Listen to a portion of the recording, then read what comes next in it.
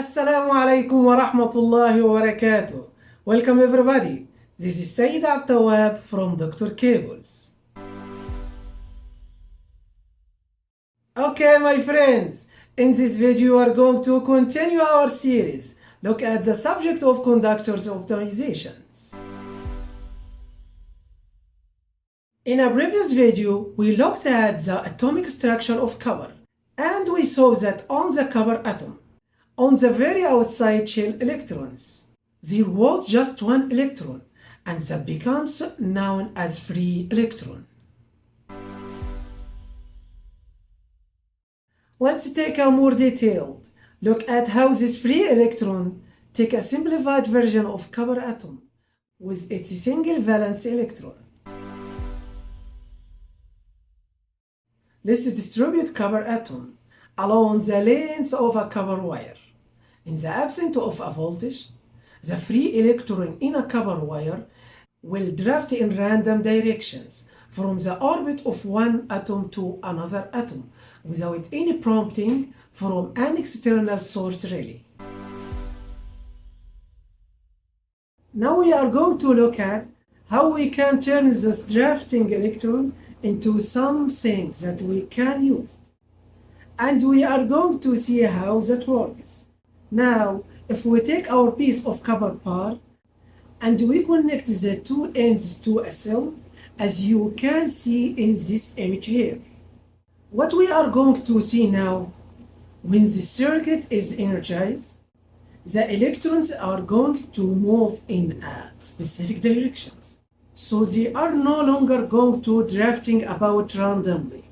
They are going to move in very specific direction. So, which way do you think the electrons are going to move? Okay, we have got two options really.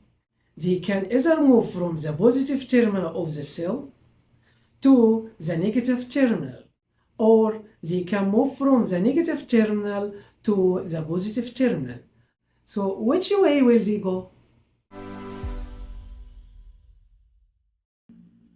Okay, let's start the animation. It's interesting to see that the electrons are going from the negative terminal, going round the wire to the positive terminal. Now, if you thought that the electrons were going to go in the opposite direction, you're not entirely to blame, because we are often taught, and it's often thought, that electricity goes from positive to negative. So why is this confusion?